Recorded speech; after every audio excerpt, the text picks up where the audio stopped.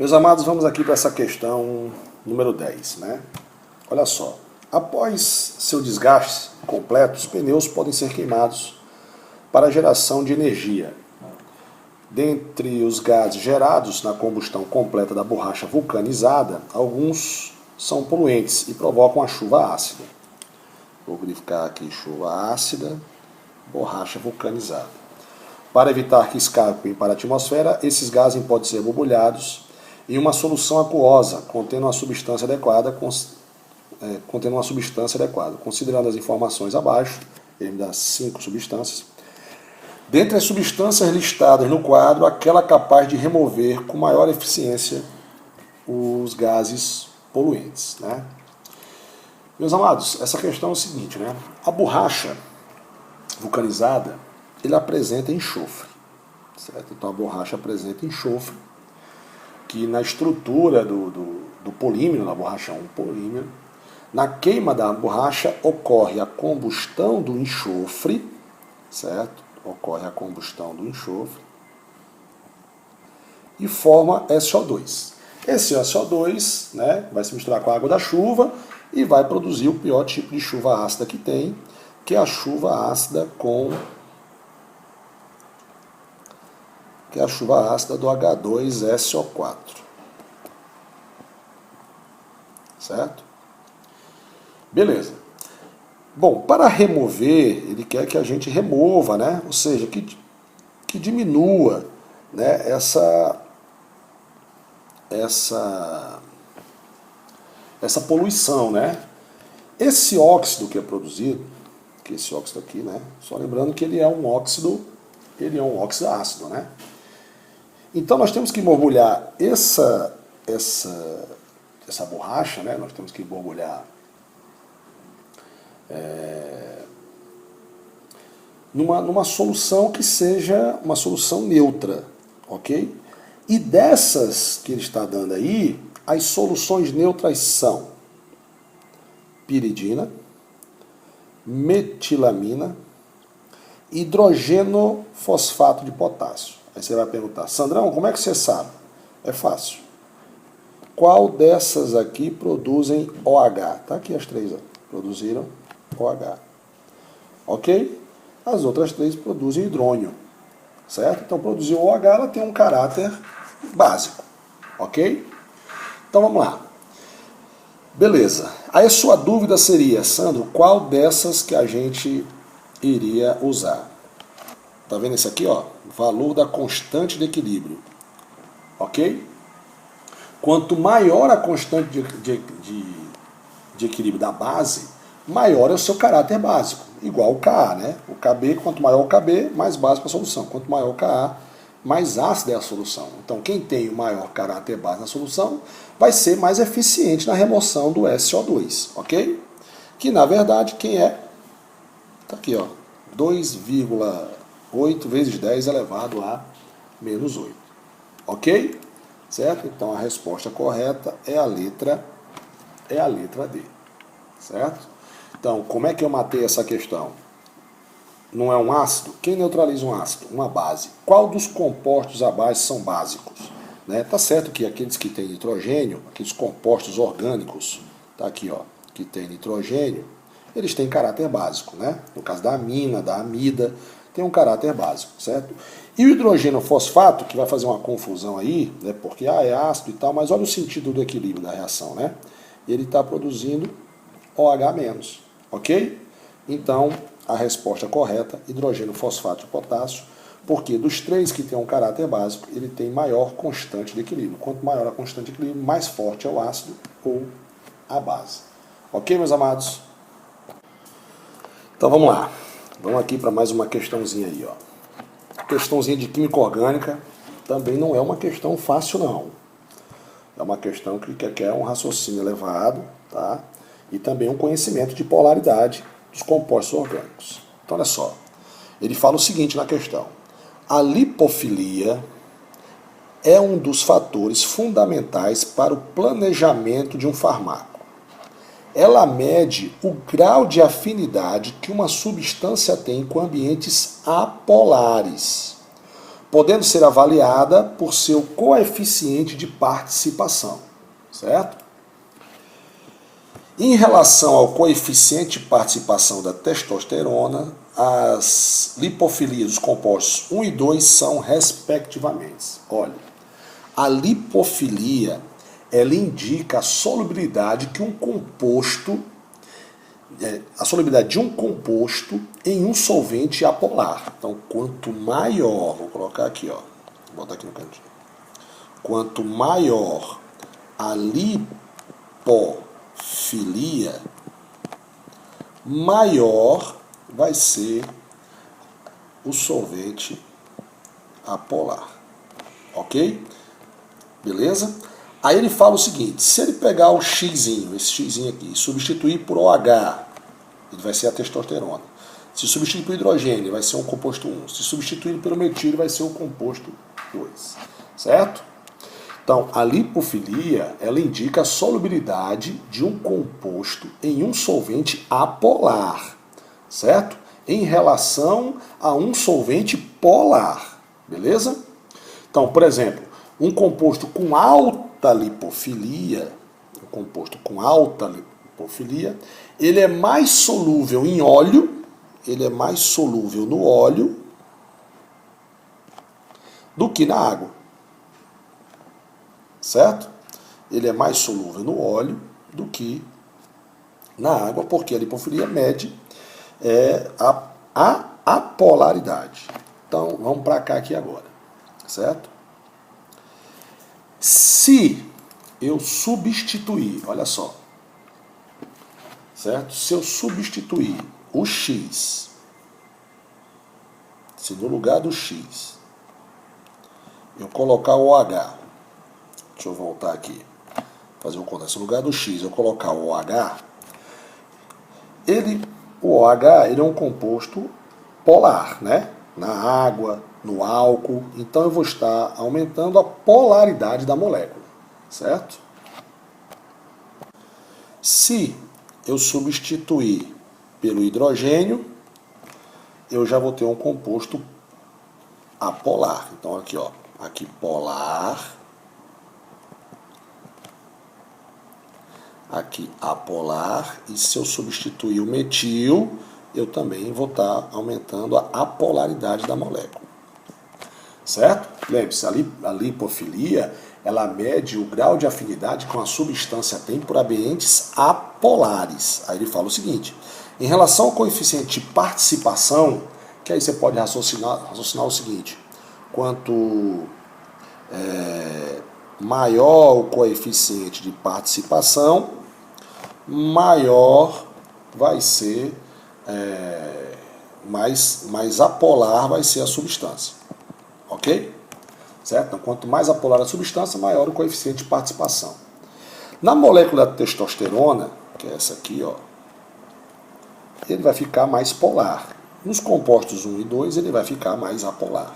Então, em relação ao coeficiente de participação da testosterona e as lipofilias dos compostos 1 e 2 são, respectivamente, vai ser maior ou menor os dois do que a lipofilia? Vai ser maior. Os dois vão ser maiores, ok? Beleza? Para você entender melhor, quando eu coloco o hidrogênio e o metil nessa cadeia carbônica, eu estou aumentando a sua apolaridade. Ficou horrível, não foi, gente? Ficou horrível. Eu estou aumentando a apolaridade. Está colocando a molécula mais apolar. E quando eu coloco o H da testosterona, ela está ficando mais polar. E a lipofilia, quanto maior a lipofilia, maior é a apolaridade. Ok? Então, maior e maior, ou seja, o composto 1 e o composto 2 fica mais apolar, ou seja, a lipofilia é maior, certo? Do que na testosterona. Beleza? Vamos para a próxima? Vamos para a próxima aqui, meus amados. Ok? Ele fala o seguinte: biocélulas combustíveis são uma alternativa tecnológica para substituição das baterias convencionais. Em uma biocélula microbiológica, Bactérias catalisam reações de oxidação de substratos orgânicos, liberando elétrons produzidos na respiração celular, para um eletrodo onde fluem por um circuito externo até o cátodo do sistema, produzindo corrente elétrica. Uma reação típica que ocorre em biocélulas microbiológicas utiliza o acetato como substrato. Texto 2. Um sistema bioeletroquímico, os potenciais padrão apresentam valores característicos. Para as biocélulas de acetato, considere as seguintes semi-reações de redução. Então, ele já me disse que as semi-reações são de redução. Então, isso aqui é potencial de redução. Beleza? E ele faz a seguinte pergunta. Nessas condições, qual o número mínimo de biocélulas de acetato ligadas à série necessária para obter 4,4 volts? Quantas pilhas, né, eu vou precisar para ter 4,4 volts? Eu vou fazer aqui, lembrando, né, o tio Sandro falou em sala de aula várias vezes isso aqui. Como é que eu calculo o potencial da pilha? Eu gosto de fazer potencial de oxidação ou de redução maior menos o potencial de redução ou de oxidação, né, se fosse o caso, menor. Olha que coisa linda. Então, ΔE vai ser igual. Quem é o maior? Mais 0,8. Mais 0,8 menos 0,3. Isso aqui vai dar 1,1 volts positivo, porque a pilha é espontânea, então o ΔE sempre é positivo. Lógico, o potencial dessa pilha é 1,1. Para ela ser 4,4, eu tenho que ligar no mínimo de biocélulas de acetato, quantos? Quantos vão ser? 4, porque 4 vezes 4,1 dá 4,4. Né? Essa foi até fácil, né? Para o raciocínio de pilhas, ok? Vamos para a próxima? Vamos lá. Primeiro, em relação àquilo, o que chamamos de água, quando congela, parece-nos estar a olhar para algo que se torna pedra ou terra. Mas quando derrete e se dispersa, esta torna-se bafo e ar. O ar, quando é queimado, torna-se fogo. E inversamente, o fogo, quando se contrai e se extingue, regressa à forma do ar. O ar, novamente concentrado e contraído, torna-se nuvem e nevoeiro, mas a partir destes estados, se for ainda mais comprimido, torna-se água corrente, e de água torna-se novamente terra e pedra, e deste modo, como nos parece, tão geração uns aos outros de forma cíclica. Esse é um texto aqui de Platão, aqui, ó. Do ponto de vista da ciência moderna, os quatro elementos descritos por Platão correspondem, na verdade, à fase sólida, líquida e gasosa e o plasma da matéria. As transições entre elas são hoje entendidas como sequências macroscópicas de transformação sofrida pela matéria em escala microscópica. Excetuando-se a fase plasma, ou seja, retirando a parte do plasma, a fase de plasma, essas transformações sofridas pela matéria em nível microscópico estão associadas aqui. Amigão, aqui nesse texto ele está se referindo à passagem de estados físicos, de sólido para o líquido, do líquido para o gasoso. Quando você muda estado físico, você não muda a matéria permanece a mesma. O que é que mudou, Sandrão? Então, apenas o espaçamento entre as moléculas, né? Ou seja, mudou a geometria, mudou a estrutura espacial, né? Formada pelos diferentes constituintes da matéria. Então, quando ele é sólido, ele é bem juntinho um do outro, aqui, ó, sólido, né? Quando é líquido, sólido. Quando é líquido, a molécula já é um pouco mais espaçada, né? Ela já está um pouco mais separada. E quando ele é gasoso, as moléculas estão mais distantes, né? Uma das outras. Então, na verdade, o que é que nós temos aqui, ó? Letra A. Troca de átomos entre as moléculas. Não, é só mudança de estado físico. Transmutação nuclear. Isso aqui é radioatividade, não tem nada a ver com a questão. Redistribuição de prótons em diferentes átomos. Não tem diferença de prótons. É mesmo que você passar a água para o estado líquido, para o estado gasoso, não mudou o número de prótons dela. Mudança na estrutura espacial formada pelos diferentes constituintes da matéria. Correto, letra D. Alteração nas proporções diferentes de isótopos para cada elemento. Isso aqui é reações químicas. Então, na verdade, é a letra D. Você muda a estrutura espacial formada pelos diferentes constituintes da matéria. Ok? Então, por eliminação, mesmo que você não tivesse raciocinado, né? Mas ele falou aqui, que Platão corresponde à verdade, as fases sólida, líquidas, gasosa e plasma da matéria. Tirando o plasma, certo? Essas transformações sofridas pelas matérias em nível microscópio, o que acontece com a matéria, na verdade? Apenas mudança na estrutura espacial. Ok, meus amados? Bora para a próxima? Vamos lá. Uma questãozinha aqui de mais matemática do que química, mas dá para resolver por raciocínio matemático, né? Ele fala o seguinte, que para cada litro de etanol produzido em uma indústria de cana-de-açúcar são gerados 18 litros de vinhaça, que é utilizada na irrigação de plantações de cana-de-açúcar, já que contém teores médios de nitrogênio, fósforo e potássio iguais a 3,57, 60 e 2,34 miligramas por litro, né? Respectivamente, beleza? Na produção de 27 litros de etanol, a quantidade total de fósforos em quilos, observe que ele está em miligramas por litro, tá? Disponível na vinhaça será aproximadamente quanto, né? Na vinhaça. Bom, o que a gente vai fazer? Primeiro, nós vamos calcular a quantidade de vinhaça em 27 litros de etanol. É fácil. 1 litro de etanol, ele tem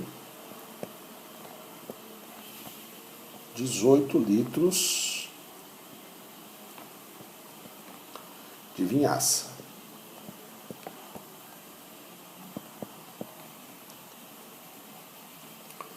Correto? Logo, eu tenho o seguinte raciocínio. Para 27 mil litros de etanol, eu tenho X litros, posso produzir X litros de vinhaça. Cruz credo, o que eu faço agora? Olha só. X vai ser igual, lógico, você fazendo 18 vezes 27, né?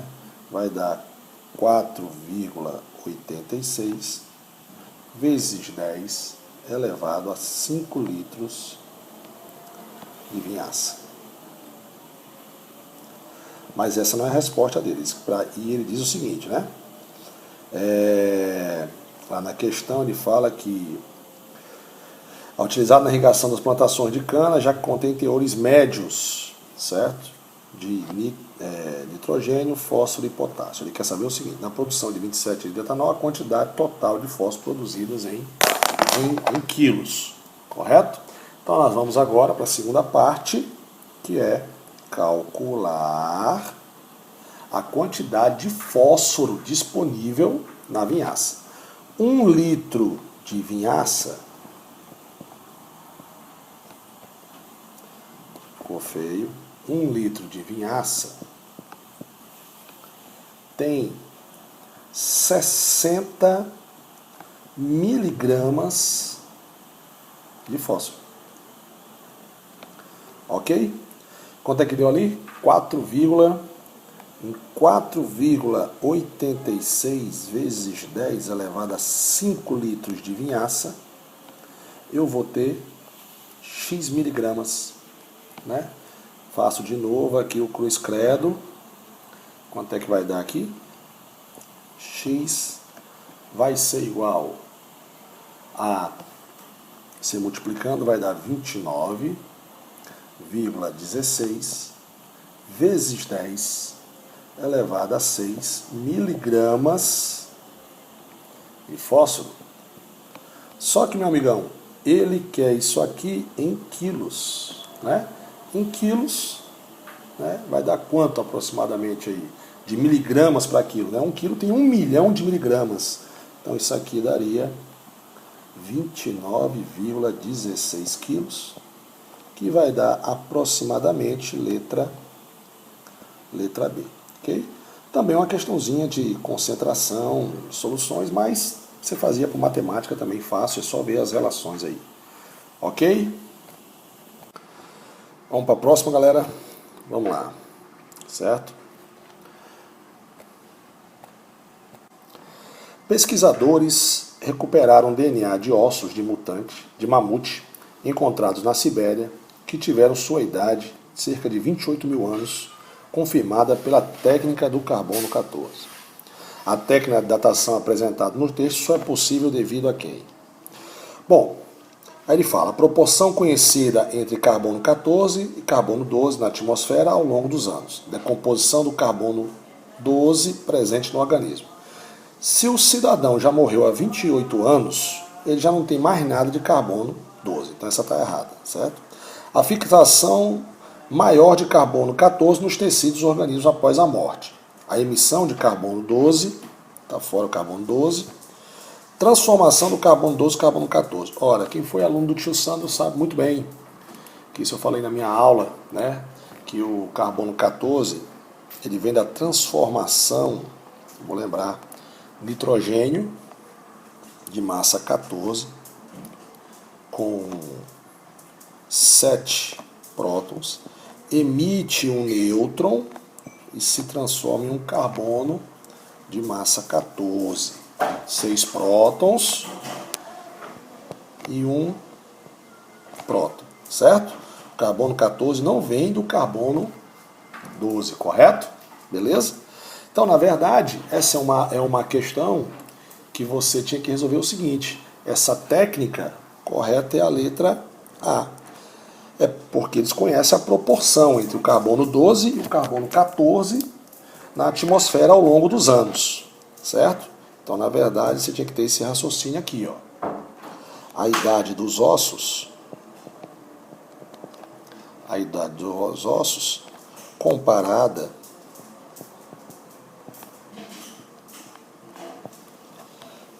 com a proporção do carbono 14 e a do carbono 12 no ar, e a comparação do carbono 14 e do carbono 12 nos ossos. Ok? Por eliminação, todas as alternativas estariam incorretas, né? Pois o carbono 12 não é... Primeiro que o carbono 12 não é radioativo, tá? O carbono 12 ele não é radioativo, certo? E ele não se decompõe, como eu falei agora, produzindo o carbono 14, né?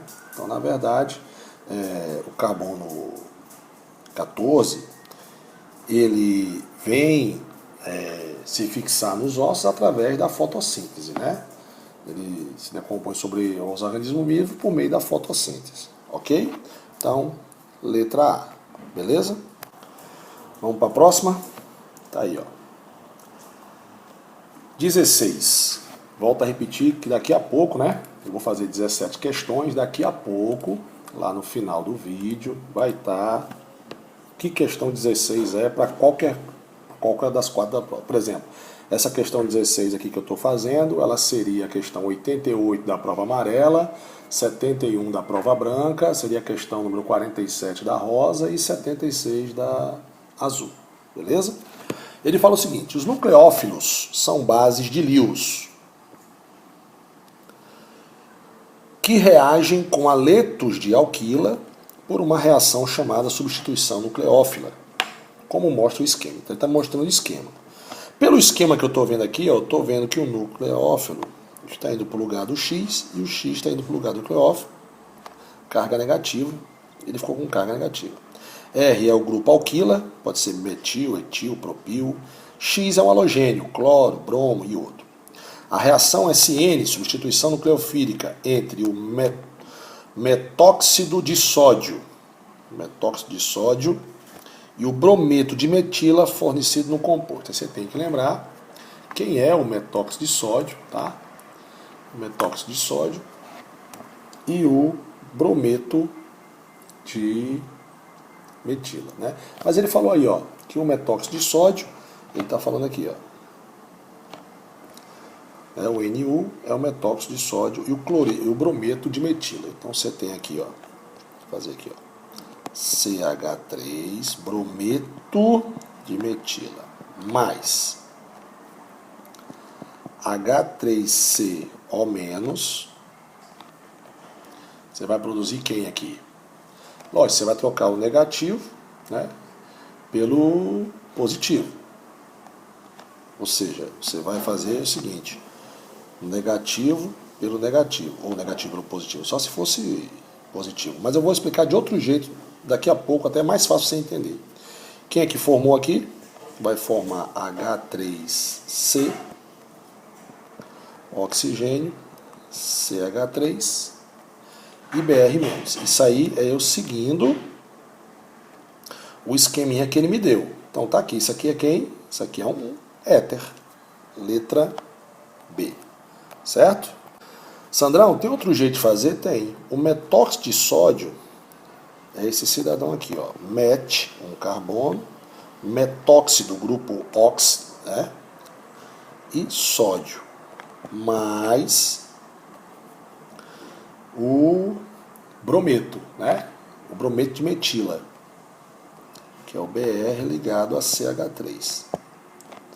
Logo aqui, ó, o sódio ele é positivo, o oxigênio é negativo, o bromo é negativo e o carbono é positivo. Lógico, eu fiz pela diferença de eletronegatividade. Eu botei o sinal negativo no cara mais eletronegativo. E qual que é a reação que vai acontecer? Quem vai para o lugar de quem? Lógico, né, que você não vai ligar o cara negativo com o cara negativo. E nem o positivo com o positivo, né? O que é que você vai fazer? O sódio vai para o lugar do metil e o metil vai para o lugar do sódio. Qual é a reação que vai ficar aqui? Vai ficar CH3O, CH3 mais NaBr. Tá aí o outro raciocínio, também formou formou éter. Eu peço até desculpa aqui, que na verdade eu falei éter e marquei. Então formou éter, oxigênio entre carbonos. Beleza? Galera, vamos agora para a nossa última questão. Chegamos aqui ao fim, que diz o seguinte: os tensoativos são compostos capazes de interagir com substâncias polares e apolares. A parte iônica dos tensoativos interage com substâncias polares e a parte lipofílica interage com as apolares. A estrutura orgânica de tensoativos pode ser representada. Então ele me dá aqui uma parte polar, que é uma parte que tem íons, só tem momento dipolar, e me dá uma parte toda apolar, né? Se você analisar, só tem carbonos e hidrogênios, então essa é a parte apolar. E ele quer que represente na figura o seguinte: o rabinho aqui é apolar e essa é a parte do íon, né? Ao adicionar esse tensoativo sobre a água, suas moléculas formam um arranjo ordenado, e esse arranjo é representado, esquematizado por quem? Lógico, meus amados, é o seguinte: a água, você lembra que é uma molécula polar. Semelhante dissolve semelhante. Então a parte da bolinha vai ser atraída pela água. E o rabinho, lembrando que aqui em cima é o ar ele é apolar, né? Então, qual o desenho aqui? Eu sei que em termos de desenho talvez você se confundisse um pouco, mas você ia raciocinar o seguinte: se eu sei que essa parte ela é polar e a água está aqui embaixo, então essa parte escurinha que é a bolinha vai ser atraída pela água, né? Seria mais ou menos assim. Deixa eu arranjar um cantinho aqui para eu apagar, certo? Por exemplo, eu tenho um recipientezinho aqui, tá? Esse recipiente tem água, correto? E o lado que é polar vai se virar para a água porque ele também é polar. E o resto da cadeia, que está sendo representado por esse rabinho, estaria virado para o outro lado, certo? Então você mataria a questão em saber por atração. Você tem uma atração aqui por íon dipolo, né? Não é nem dipolo, nem dipolo induzido, nem ponte de hidrogênio. É íon dipolo, certo? Você tem a atração da parte de íons da molécula, certo? Que é essa parte aqui, ó, está representada por isso aqui, a atração dela pela água, certo? Então a letra correta é a letra C, que mostra que a parte polar da molécula está sendo atraída pela água, que também é a parte polar. Meus amados, isso aí foi a nossa revisão, ok? Tá aí a tabelinha das questões, né? Quando você rolar, você pausa para ver qual foi a sua prova e qual foi a questão que você marcou. Espero que você tenha tido êxito. Um bom dia e até o nosso próximo encontro. Um abraço a todos.